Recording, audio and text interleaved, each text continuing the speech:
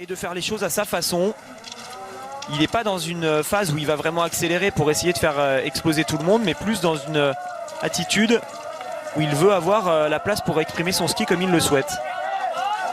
Deuxième relais de la saison, vous le savez, des relais, il y en a 4 par saison, des relais par sexe en tout cas, et c'est le cas sur cette saison-là. Et pourquoi c'est important? Cette étape de la semaine prochaine, en plus on le sait, hein, c'est un site qui a toujours été plutôt très bon pour Johannes, mais bon, ça ce sera la semaine prochaine, et pour l'instant c'est toujours Sturla qui emmène ici devant ce groupe. Le Russe s'est décalé pour se mettre à sa hauteur. Fabien excellent troisième pour l'instant, toujours bien dans les skis.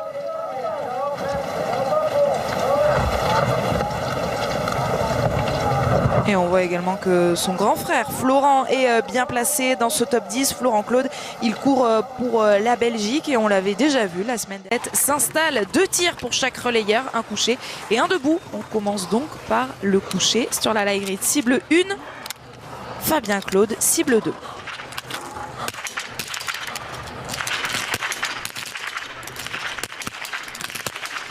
Le Russe il engage vraiment là pour l'instant, regardez le festival. Et c'est lui qui va ressortir en tête, Vassili Tomchin en première position. Alors que pour Sturla Lightgrid, il y a des erreurs. La Suisse va également ressortir. Allez Fabien, profitez de ce bon wagon. Elle est dehors, la dernière balle de Fabien Claude. Quel tir du Russe, c'est incroyable ce tir. Alors, si je ne me trompe pas, c'est lui qui a le meilleur temps de la poursuite d'hier. Simon l'a dit, je crois qu'il y avait un 20 sur 20 pour lui. Donc oui, là, on a un biathlète qu'on connaît encore pas beaucoup, mais qu'on découvre au fur et à mesure et qui a du potentiel. En tout cas, là, il nous a bluffé. Je vais aller regarder tous les temps pour vous décortiquer ça. Mais c'était. Chercher Tomchin, il a 5 secondes d'avance sur le Suisse Stalder qui est sorti deuxième. Oui, il a fait des écarts importants hein, sur un tir comme ça. Là, on s'y attendait pas forcément. Quelle différence il a réussi à faire. Je suis en train de regarder justement les temps de tir. Il a tiré en 21 secondes. C'est excellent hein, pour un tir couché. 21 secondes, normalement, c'est déjà un tir debout qui est rapide. On le sait, il faut s'allonger et se relever. Donc ça nous fait perdre quelques secondes en plus par rapport à un tir debout. Donc oui, vraiment une référence là sur ce tir. Dovzan également, le Slovène, a fait lui aussi un très bon tir en 20 secondes. Bravo, ça leur permet de ressortir plus courte pour tous ces biathlètes. Donc il faut être bien réveillé, très explosif.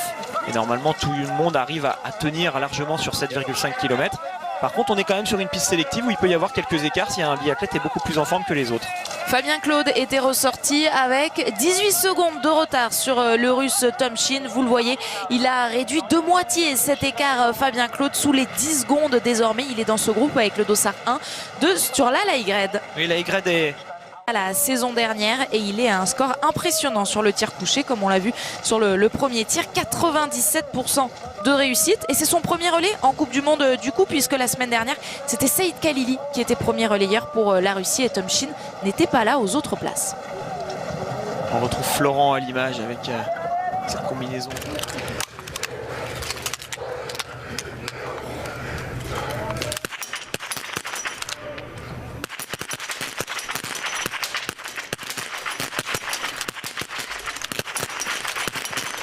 Il y a des erreurs pour tout le monde, 2 pour le Russe, une pour le Norvégien, une pour l'Allemand et c'est donc la Suède qui va repartir avec Pepe Femling, également la Biélorussie, les États-Unis. Nous on surveille évidemment le tir de Fabien Claude. Et Legrid est reparti, hein. Legrid qui est en tête, lui il n'a pas fait d'erreur. La Norvège est donc devant Femling.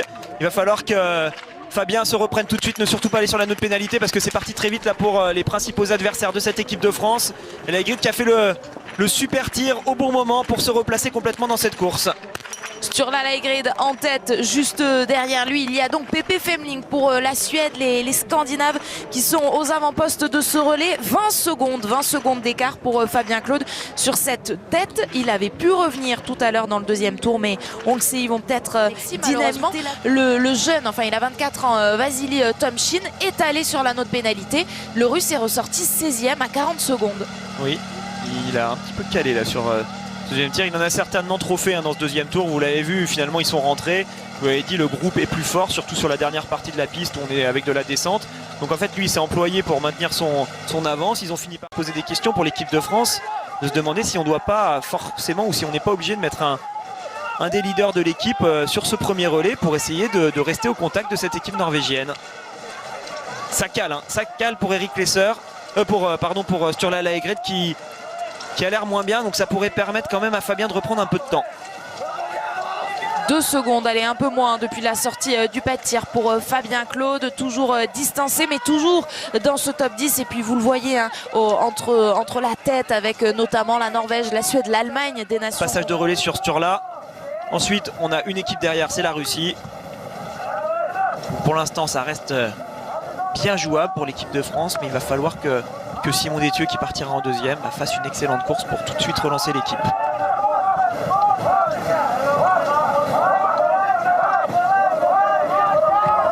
Toujours les 20 secondes donc sur la tête, mais vous l'avez vu par rapport à ce tour-là, Laigret, donc du temps récupéré pour la France sur cette équipe de Norvège. On allait gagner un relais, mais par contre c'était dès le premier relais qu'on pouvait le perdre, et ben là je trouve que ça symbolise bien tout ça. On a déjà quand même des équipes qui ont réussi à faire de belles différences, mais ça peut encore rentrer pour l'équipe de France avec Simon qui vient de prendre le relais. Attention, décidément les Estoniens, on l'a vu hier avec les filles, quand ils passent le relais, il y a toujours des petits accrochages. Ils ont failli partir à la faute. Tariebeu est sur la piste également, donc Simon Détieux avec moins d'écart qu'à la sortie du pas de tir entre la France et la Norvège. On va surveiller ça de très près dans la suite de ce relais, c'est juste après la pub. «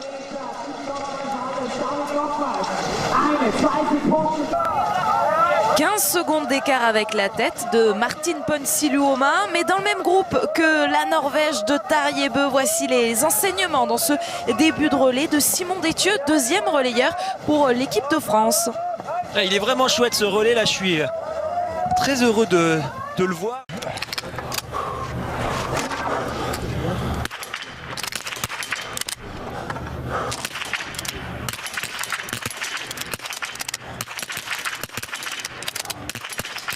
Très appliqué, Martin Ponsiluoma, qui ne semble pas avoir payé en tout cas sur ce tour les efforts sur ce tir. Martin Ponsiluoma qui va repartir. Il y a des erreurs malheureusement pour l'équipe de France, alors que la Norvège et l'Allemagne repartent parmi les nations favorites. On notera également Jakob Fak pour la Slovénie. Oui, Simon qui va marquer un petit cran d'arrêt là et qui va laisser partir le bon groupe avec ces trois grosses équipes, la Suède, l'Allemagne et la Norvège. Allez, c'en est terminé pour Simon, qui aura donc à peu près perdu on va dire 20 secondes sur ce tir par rapport aux autres. Il va devoir maintenant skier un peu plus tout seul sur ce deuxième tour. À la réalisation qui était concentrée sur cette équipe biélorusse avec le dossard 6, malheureusement Dmitri Lazouski va aller sur la note pénalité. Très belle réaction de la part du Russe là, qui relance son équipe. Ça avait bien commencé tout à l'heure. Après le Russe l'avait payé sur son debout, mais là ça repart bien avec Siroko Ostov. Je le regardais skier techniquement là tout à l'heure. Il est très posé, hein, je trouve, ce jeune Russe. Il skie très bien. Il fait penser. Cette équipe italienne, orpheline aujourd'hui de Lukas Hofer, qui était pourtant là la semaine dernière. Ils avaient terminé 8e, vous le voyez, ils ont le dossard 8. C'est Didier Bionaz qui remplace Lukas Hofer aujourd'hui au poste de 3e relayeur. C'est Dominique Windisch qui terminera. Attention, Simon qui perd pas mal de temps là dans ce deuxième tour. Il faut vraiment qu'il s'accroche pour ne pas se retrouver avec des écarts trop importants. Le Russe, lui derrière, il s'emploie, regardez. De retard du 3e tir, on l'a vu déjà au dernier intermédiaire perdre du temps. Et bien à nouveau, Simon Détieux en retard avec 33 secondes de retard sur Martin Ponsiluoma. Et puis vous l'aurez compris, donc cette vingtaine de secondes de retard sur le groupe, surtout ce groupe qui va jouer le podium, où se trouvent notamment l'Allemagne et la Norvège. J'en fais beaucoup avec les Russes aujourd'hui, mais je suis impressionné par l'attitude de ces jeunes garçons qu'on connaît moins. Attention à cette fausse trace qu'on connaît sur...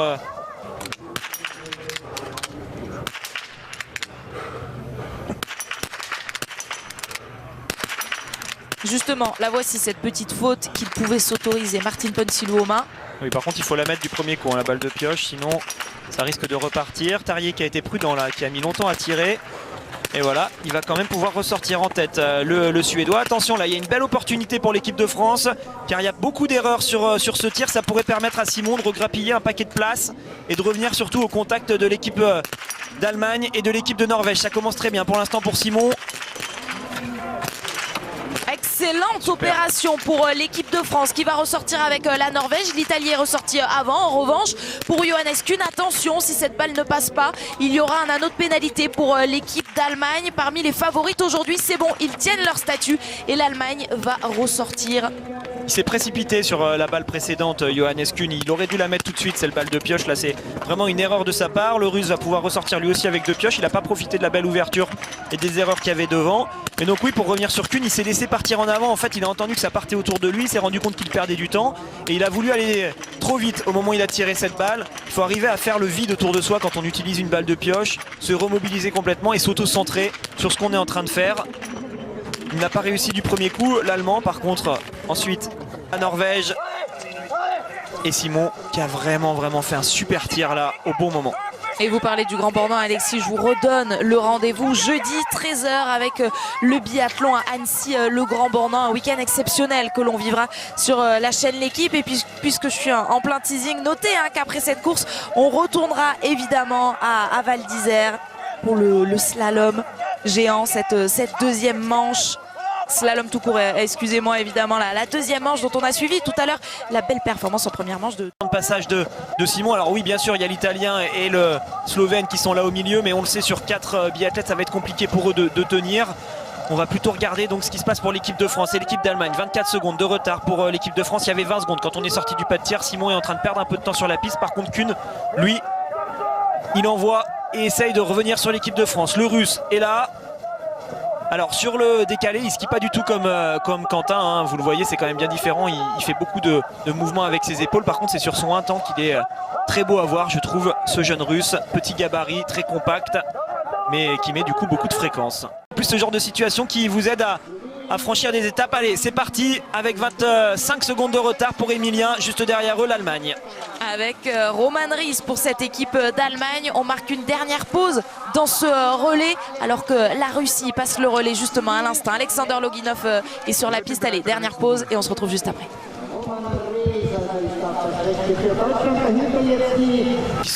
Qui sont très proches de l'équipe de France. Il y aura une erreur, ça peut permettre à Loginov de reprendre quelques secondes et de ressortir au contact d'Emilien.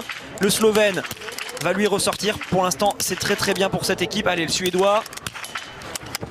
Ouais, Stefansson qui va pouvoir ressortir. Emilien Jacquelin, une seule cible à blanchir. Loginov est ressorti, tout comme l'Allemand Roman Ries. Emilien Jacquelin va essayer de rejoindre donc ce gros groupe, mais plus de 30 secondes se sont écoulées désormais depuis le départ de Johannes Beu de ce pas de tir. Oui, si on synthétise ce tir, ce qui s'est passé, c'est qu'on a un beau regroupement avec maintenant 6 nations qui vont être ensemble entre la 2e et la 7e place. Par contre, la Norvège, elle, a pris de l'avance avec cette excellente opération de la part de Johannes là, qui va se retrouver devant. Mais lui, il aime bien gérer ses tours de ski où il est tout seul comme ça. Il est capable de faire des différences. Emilien, Loginov et l'Allemand vont se retrouver ensemble. Juste devant, ils auront Stefansson. Normalement, ils vont rentrer sur lui assez vite. Et donc, on les aura tous les 4 aux trousses de Johannes.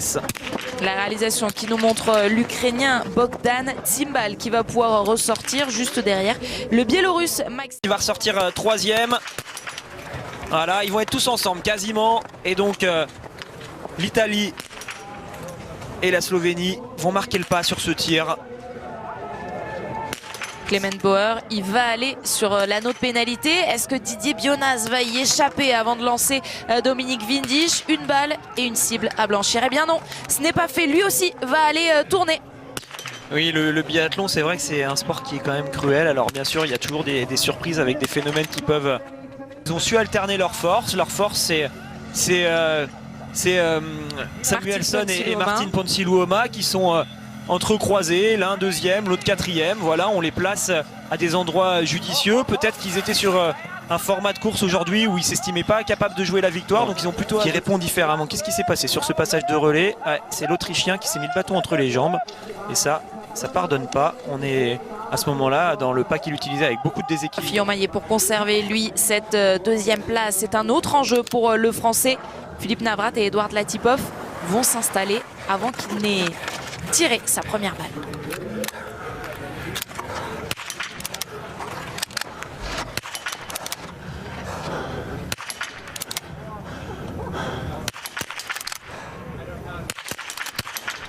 Très solide. Quentin Fillon-Maillet, la France reste deuxième. Derrière, il y a des erreurs. Ça peut profiter à Samuelsson. C'est parfait là ce qu'a fait Quentin, tenir les autres à distance, comme ça va lui donner de la tranquillité sur le tir debout. Si ça s'ouvre devant avec la Norvège, il pourra peut-être en profiter, mais de toute façon, ça va pas dépendre de lui, ça va dépendre du tir de Christiansen. Mais au moins, il sera pas au contact de ces deux-là, il aura moins de pression sur ses deux premières balles. Après, ça arrivera, ils vont s'installer, il va les entendre, donc là, il faudra qu'il soit bon. Mais voilà, les autres, eux, ils sont dans l'urgence, dans la précipitation, et ça commence mal tout de suite avec Samuelsson qui essaye de tout faire vite et ça pardonne pas. C'est là où Johannes a donné une vraie carte, un vrai joker à Christiansen, c'est qu'il lui permet d'avoir cette marge qui donne du calme et qui évite de faire des erreurs. On le sait, à peu près 80% des erreurs de tir en biathlon, elles sont dues à l'affolement. Il a quand même 3 balles de l'avance pour aller mettre cette dernière. S'il se reprend bien, normalement ça va se terminer maintenant pour lui. Ouais, c'est fait. Bien terminé le travail pour Vetle Christiansen qui va ressortir en tête. Bien terminé le travail également pour Quentin Fillon-Maillet et terminé deuxième. Allez Quentin, ce serait bien de faire un super tir, on pourrait presque y croire dans le dernier tour là, s'il ressort avec moins de 10 secondes de retard sur le Norvégien, pourquoi pas aller se faire plaisir et aller mettre la pression à la Norvège. Alors Christiansen, on le sait, il est redoutable sur ce genre d'effort, mais bravo Quentin qui fait un superbe dernier tir. Allez, il reste plus qu'une place sur le podium, qui pour l'Allemagne ou la Russie? Et pourquoi pas la Suède si ça se met la pression. Ça craque pour l'Allemand. C'est donc le Russe qui va pouvoir peut-être aller chercher cette 3e place. Mais il stresse le Russe. Regardez, sa carabine bouge. Il a loupe. Du coup, ça va donner un peu d'espoir à l'Allemand qui repasse devant. Et Samuelsson ne pourra plus rien faire. Philippe Navrat pour accompagner la Norvège et la France sur le podium. Mais dans quel ordre? 14 secondes d'écart pour Quentin Fillon-Maillet sur Vetle Christiansen. Est-ce que ce sera suffisant? Ils seront eux au pied du podium, la Suède et la Russie. Latipov est ressorti avant Samuelsson. Superbe relais, vraiment aujourd'hui superbe relais avec ces 5 équipes favorites qui répondent présents, qui sont là. Alors il en manque un de sa discipline. Simon, un tout petit mot sur le résultat de nos relayeurs. Deuxième, encore un nouveau podium, ça c'est beau. Encore un nouveau podium, c'est magnifique d'arriver à avoir un tel niveau de régularité là actuellement pour les Français. Ensuite voilà, une petite pointe de déception parce que sur le papier c'est les meilleurs et ils n'arrivent pas à concrétiser avec cette victoire. Donc vraiment j'espère que pour la suite ça va aller chercher encore plus haut. Et ça nous fait un 14e podium pour l'équipe de France. Cette saison, elle est belle cette saison de biathlon. La poursuite femme nous attend bien sûr au cœur de ce beau dimanche. Mais avant cela, on file à Val d'Isère pour la deuxième manche de ce slalom avec Clément Noël et on surveille le podium.